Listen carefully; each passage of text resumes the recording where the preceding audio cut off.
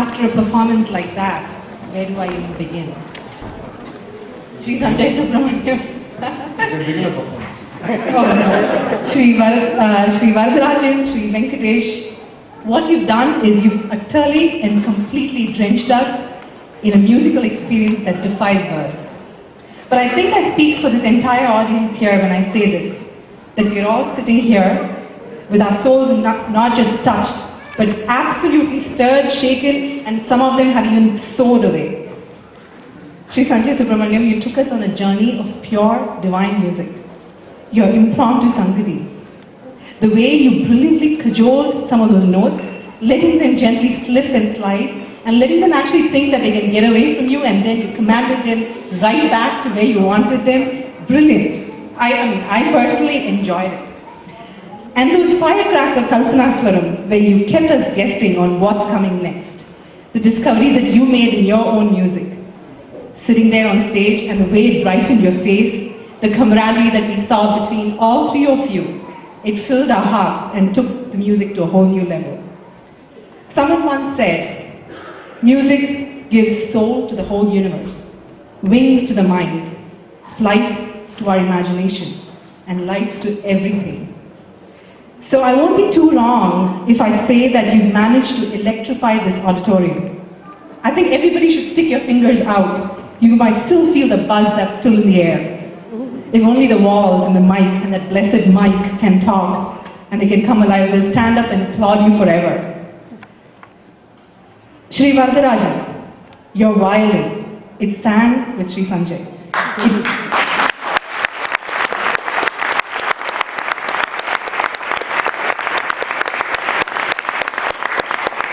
It picked every nuance, every rasa that Shri Sanjay brought to the stage and enhanced it. There are so many kids who are learning violin here, and I'm sure you've enriched their lives, even a teeny tiny bit.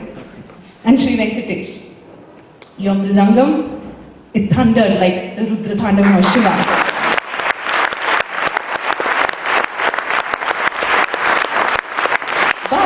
But you also managed to capture every sensuous and sensitive note in those reverberations. Amazing. Thank you so much. And I think the biggest thing for us as a group here is that when we are so far away from home, what you've actually managed to do is bring a slice of that home back to us. So for that, we are eternally grateful.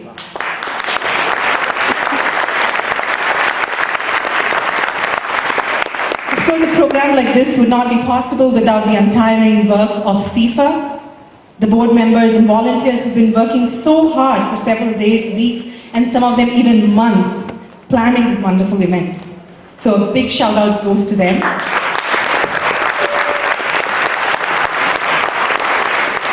And let's not forget our sponsors who are well displayed here. We certainly can't bring an artist of Sanjay's caliber without your support, so thank you very much.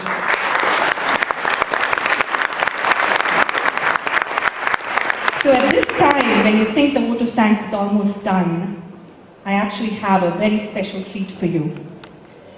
Sanjay Subrahmanyan has been very, very gracious, and he's accepted to do a little Q&A with us. So, and we call it, ta-da, the person behind the persona. So the whole idea here is, we know Sanjay Subrahmanyan is the big Carnatic star, people flock to his kacheris, but who is this person? How does he think? What makes him tick? So that's what we'll be doing the next few minutes. And so thank you so much for being such a sport. So maybe we start off with something that's a true hallmark of Shri Sanjay Subrahmanyan. We all know that you love old songs and ragas. The fact that you like to blow off the dust and remove the cobwebs and shine light on those, rare compositions.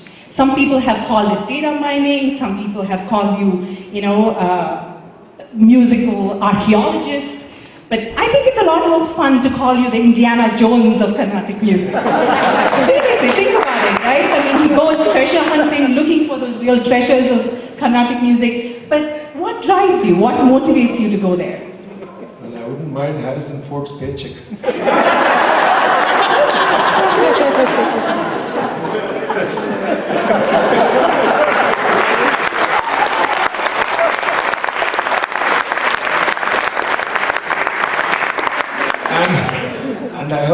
not being made a museum piece either. But seriously, what drives you? I mean, where is this passion coming from? Well, the first thing is all you people sitting here and willing to go through what I'm doing. That's the biggest motivation, more than anything else. See, if this hall is going to be filled or not filled, then what would I do with all those songs? It has to reach people. But there's something about, I think, that something drives you when you, the history of music. You want to go back to the roots or, dig through it and... See, it's very simple, I'm sure there's somebody who's working in fashion design who goes back to the fashion of the 50s and tries to find out something from there to incorporate in the modern jeans or whatever it is. It's happening everywhere. Well, the smarter guys are slightly more successful because they're able to do it without, telling their secrets. So we have a very smart Mr. Sanjay Subrahmanyan. By making me talk about it, you're ensuring that I can't be smart anymore. But the point is that, see, the thing is, I'm basically a curious guy by nature. My daughter hates riding on the car with me because every day I take a different route. She hates it. I just think maybe today this road will have less traffic. And it so happens that day there will be something blocking the road. So, but it's just my nature to, if you've read Linda Goodman, you'll probably believe that as an Aquarian, that's what I do. But apart from that, it's just that my nature looks out for a lot of curious things. And that curiosity by nature, I basically pushed it into my profession. That's all. So instead of being curious about too many things at the same time, I'd rather put those energies into my music so that at least I get out some songs and some pieces and we're able to share it.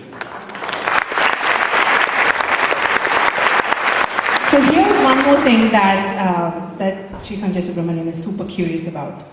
I don't know how many of you know this, but he's heavily into board games. So I'm not talking about the Monopoly, the Sorry, the Clues of the world. That's so tame.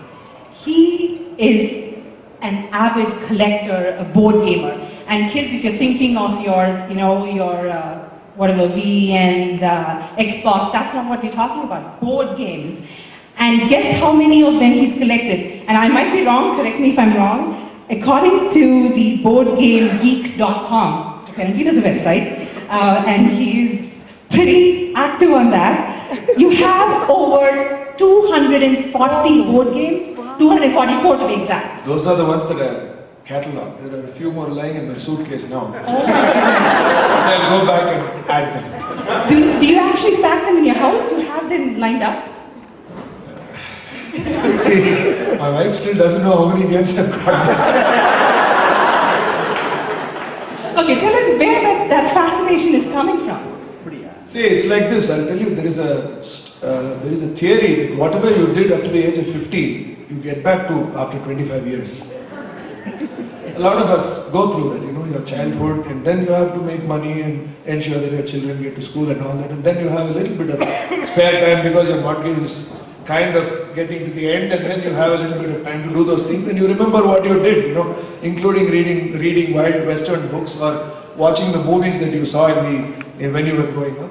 And board games were something that we played because those days there were no computers. So that was the only game we could play. And on a rainy day, that's the only thing we did. So your daughter is still actively, does she play with you? Not only my daughter, I've got these two guys also to play with.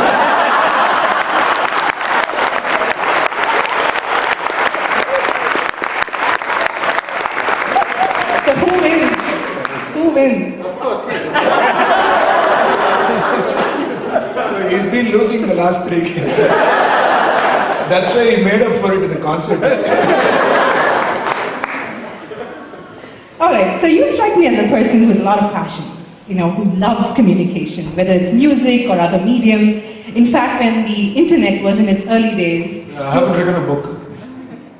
You haven't? I haven't written a book. You're getting there. So when the internet was in its early days, Sri Sanjay Subrahmanyan was probably one of those early artists who kind of exploited the medium. He started his own website called sangeetham.com. It became a forum for people to engage, talk about Carnatic music, ask questions. It was excellent. I think you've also done some podcasts, if I'm not mistaken. So, he's dabbled in quite a bit, and he has admitted, according to his blog, he's a self-confessed shiny new object syndrome person.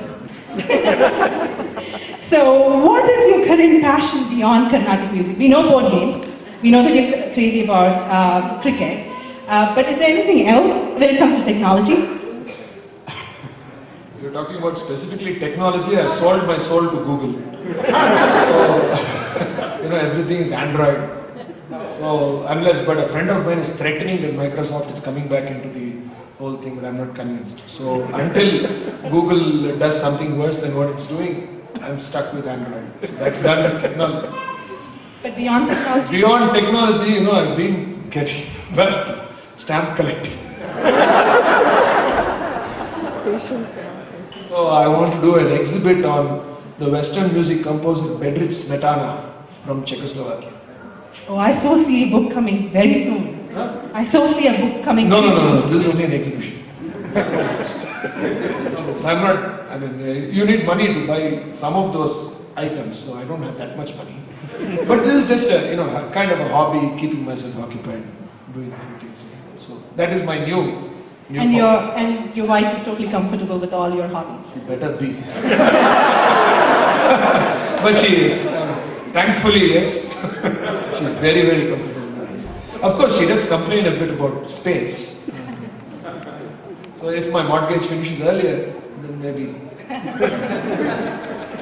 Alright, so we heard that Sanjay Subrahmanyan is a chartered accountant, and according to Wikipedia, let me read this right, a rank holding. No, that is wrong. Somebody edit Wikipedia, please. I never got a rank in my CA.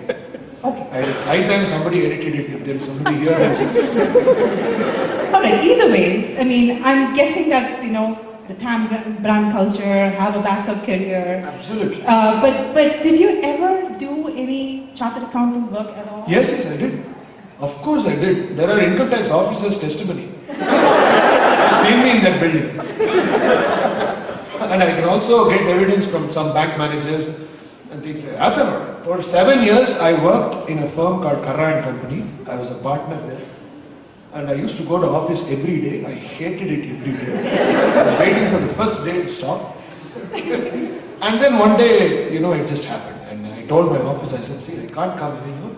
And of course, the biggest plus was the day I quit my CA, I got a call from my grandfather, who was a banker, retired banker. And he said, I heard that you have stopped your CA. I said, yes. So he said, I'm very disappointed with you. I said, I'll show you something that will convince you that I took the right decision. He said, what is it? I'll show you my income tax return. Good for you. So, obviously, for somebody of your caliber to be at the stage where you are in your Carnatic music career, you need family support. So, what's been your pillar? My wife, obviously. She's been with me all along, giving me the support and ensures that things run smoothly at home so that I can go around with these guys and play board games. But she's threatened to start the moment she's been warning the children that very soon she will start traveling with me. So good. I'm looking forward to it because there are a few 4-player games that work better with one. But I've truly seen your wife accompany you in several kacheris. The last one, I think I saw a video of the Kavali Shirakovil kacheri too. Have you seen her play tambura for you? In 95, when I was on tour in the US, she played tambura in every month. First tour when we came. But after. Interesting. So now that you have kids, right? A daughter and a son, do you have aspirations for them? No. I never fulfilled my dad's aspirations. No. What did he aspire for you? To be an engineer. What I was telling somebody the story this morning. See, I joined 11th standard, commerce group, typical higher secondary. And the quarterly exam report card came and dad looked at it. Accountancy, commerce, economics. And physics, chemistry, la badi gaya. Indian mentality, right? So I said, no, illa padikala. Enna pandreenga? BCom மட்டும் CA பண்ணுங்க. Engineering எல்லாம் படிக்கலையா? By the way, my daughter wants to do CA, so.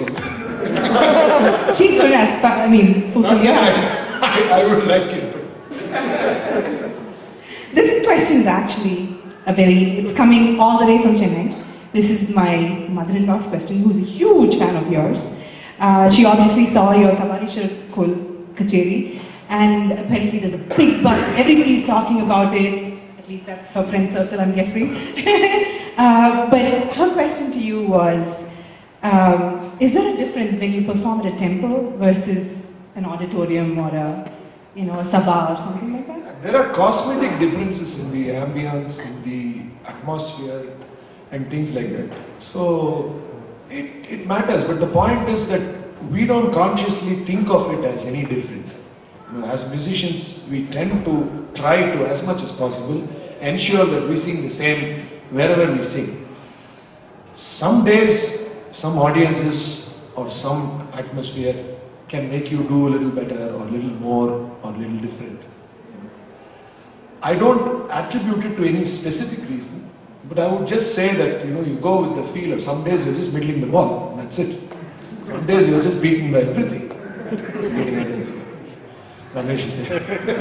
So it's just that, And the next thing is that if you scored 100 today, you can't think about it tomorrow. That's a new innings. Yep. So, like I sang in Houston yesterday, but I can't keep thinking about that concert because today I have a job to do.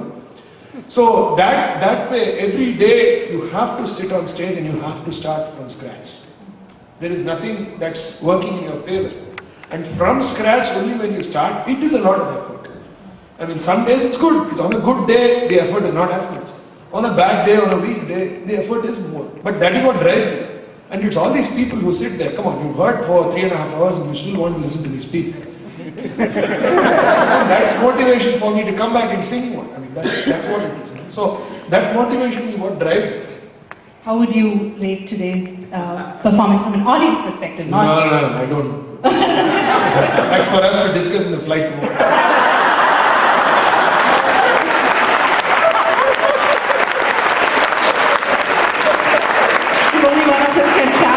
Right?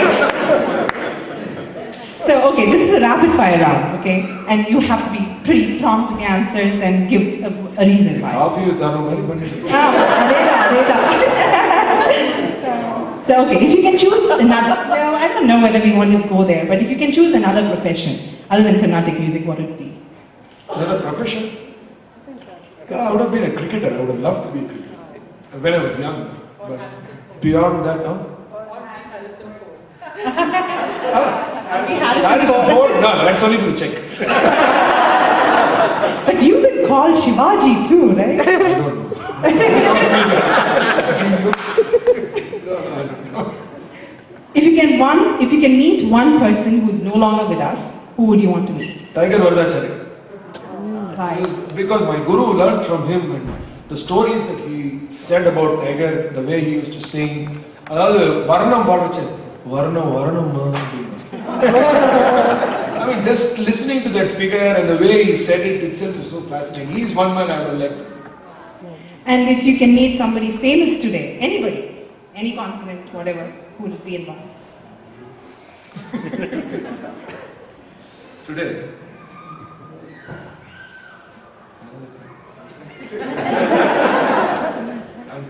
Maybe Rajnikanth.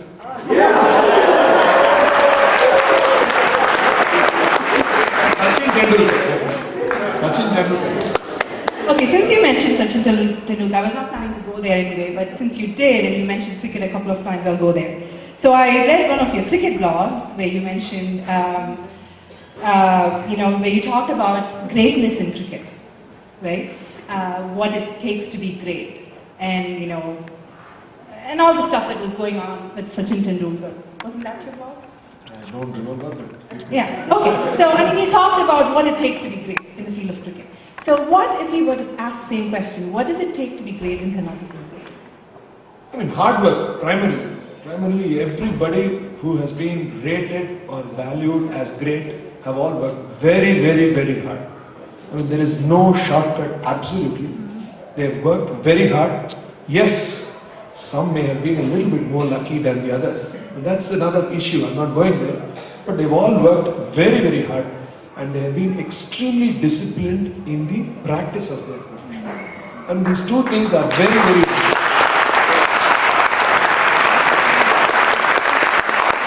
And I think that leads us to our last question, which is almost the same, note as that, which is we have a bunch of kids here who learn Carnatic vocal, violin, other percussion instruments. So what is your piece of advice to those kids? See, I'll tell you something. When I was 7 or 8 or 12 or 13, I never in my life thought I'll be a Carnatic musician. I hated going to music class. I never practiced at home.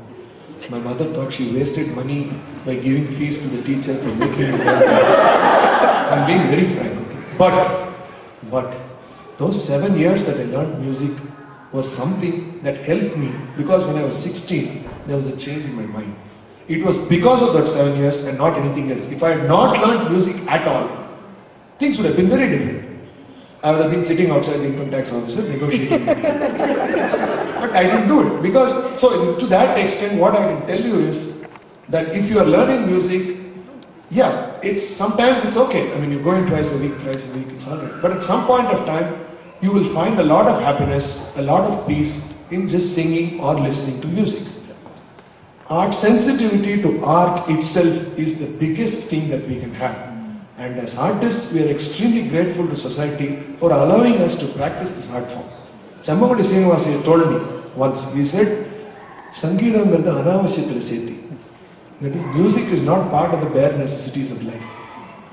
So once people take care of their basic necessities, only then they have time for art. So if artists are allowed to actually practice a profession, it speaks about the fact that the society is doing well and they are allowing us to do it. We are always grateful for it.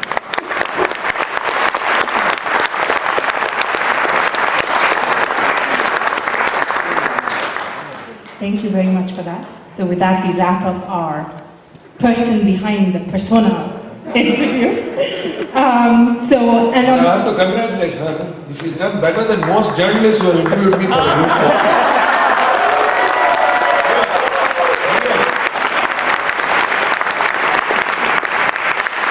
So still talking about kids, we recently held our Rocky Mountain Tyagaraja Utsavam, and we have some winners. All the kids are lined up here. So I would request all three of you, I'll call your names and let you know who awards to whom, and we would love for you to distribute the awards to each of you.